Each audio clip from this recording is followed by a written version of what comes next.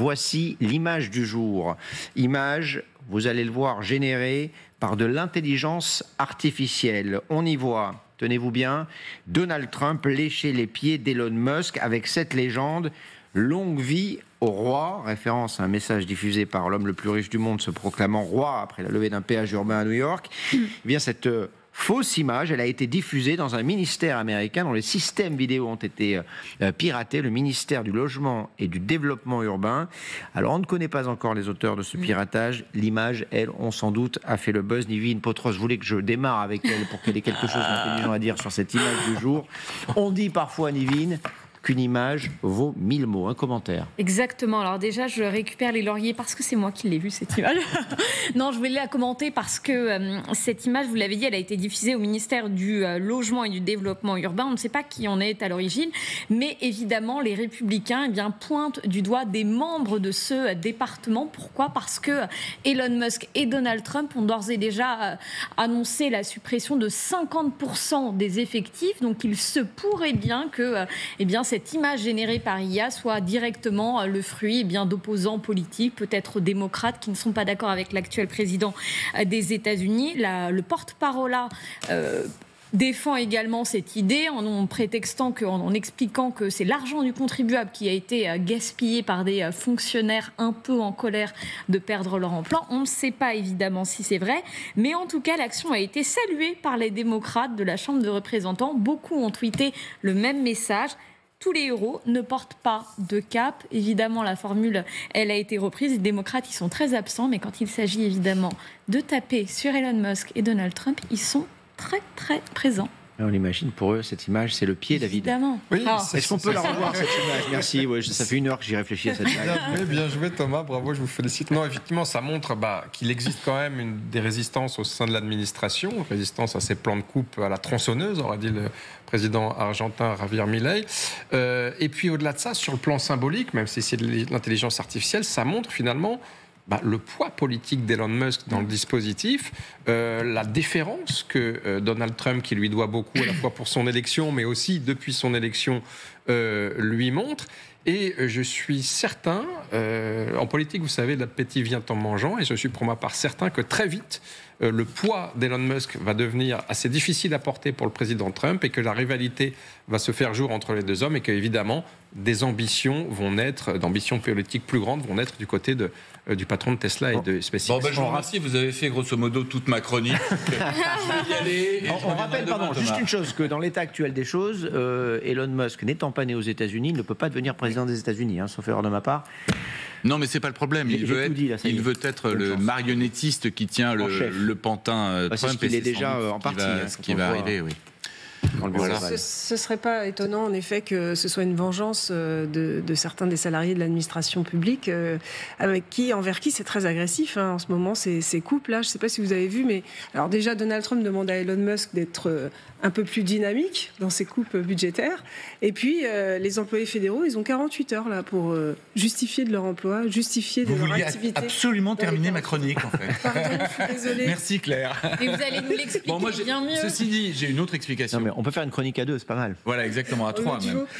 J'ai une autre explication, c'est peut-être tout simplement Elon Musk qui a fait diffuser cette image. Ah bon ?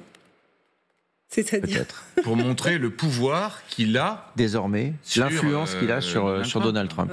C'est pas impossible. On peut le voir dans l'autre sens. Tout est possible. Ce serait une bonne chronique, non ? Est-ce que quelqu'un a quelque chose à ajouter ou à rajouter ? Non. Non, monsieur le procureur. Allez, si on commençait avec le tronçonneur en chef, justement, je voulais vous faire américain, et sa dernière phrase qui est un peu tombée à plat, Xavier. Oui, alors il a lancé un ultimatum, Elon Musk, à tous les employés fédéraux, les fonctionnaires américains, un ultimatum qui courait jusqu'à hier soir minuit. Alors, les Américains ne sont pas encore tout à fait levés. On verra ce qui se passe dans la matinée. Mais rappelez-vous, dans un email, le patron du DOGE, la commission à l'efficacité gouvernementale, demandait à chaque employé fédéral de justifier de ses activités de la semaine dernière, affirmant que l'absence de réponse serait considérée comme une démission. Thomas, vous avez fait quoi la semaine dernière comme boulot ? Je sais pas, je crois que j'étais en vacances la semaine. Peut-être, oui. Peut-être au ski, hein, c'est ça. Voilà. Viré, fire. Donc, hier, aux côtés d'Emmanuel Macron, Donald Trump a accentué la pression. Le président américain a qualifié le message de Musk de génial et répété que ceux qui ne répondraient pas avant hier soir minuit seraient à moitié virés ou carrément renvoyés. Comprenne qui pourra. D'autant plus que dans la foulée, l'administration de la Maison-Blanche explique que les employés n'ont pas à justifier de leurs activités. On ne comprend toujours plus rien. Plusieurs agences du gouvernement, pourtant dirigées par des fidèles de Trump, ont fait passer exactement le même message que l'administration de la Maison-Blanche. Kash Patel, le tout nouveau patron du FBI, a ainsi indiqué que seuls ses services étaient habilités pour évaluer ses agents. Évidemment, il ne veut aucune fuite de sécurité. Même chose au Pentagone ou au renseignement national. L'agressivité du procédé, héritée des méthodes utilisées par exemple pour licencier du personnel chez Twitter, semble pour le moment totalement inefficace dans l'administration fédérale. Pour Elon Musk, si les gens ne répondent pas, c'est peut-être tout simplement parce qu'ils n'existent pas, qu'ils sont virtuels comme les IA, ou travaillent tellement peu qu'ils n'ouvrent même pas leurs emails. La réalité, en fait, est peut-être ailleurs. Elon Musk a été nommé par Trump pour tailler dans 2000 milliards de dollars du budget fédéral. Pour l'y aider, Javier Milei, le président argentin, lui a offert la semaine dernière une magnifique tronçonneuse plaquée argent. C'est spectaculaire, mais pas forcément efficace, vous allez voir.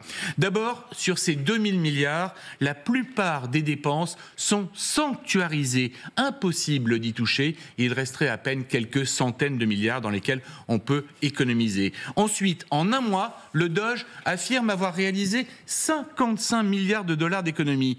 Non seulement c'est pas beaucoup, mais en plus c'est totalement faux. Les journalistes américains ont mis à jour de nombreuses erreurs dans le premier rapport rendu par le Doge.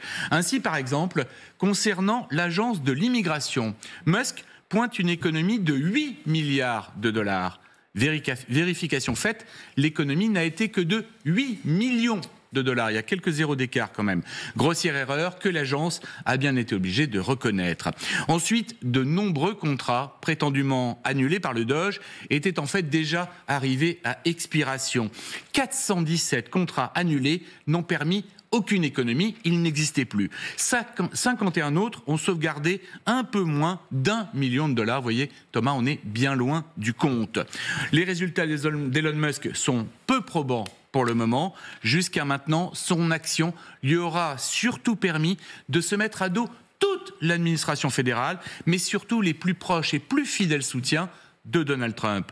Pas forcément une idée de génie au moment où les difficultés risquent de s'accumuler contre le Doge et son patron Elon Musk. 3-0 d'écart entre 8 millions et 8 milliards. J'ai pas eu le temps de calculer. Une petite précision pour tous ceux qui ont vu cette image, je ne sais pas si on peut la rejouer, mais la petite fille qui se trouve juste à côté de Elon Musk lorsqu'il brandit cette tronçonneuse, ce n'est pas une image générée avec de l'intelligence artificielle, c'est bien une petite fille qui est juste à côté, voilà, de cet homme qui manie juste à hauteur de la une tronçonneuse. Voilà, je ne sais pas. D'autant si plus que pendant la campagne argentine, Milei, il l'a démarré la tronçonneuse. Voilà. Hein. Dans la foule, il la brandissait à bout de bras. L'on dit parfois dangereux. ne pas reproduire à la maison, s'il vous plaît.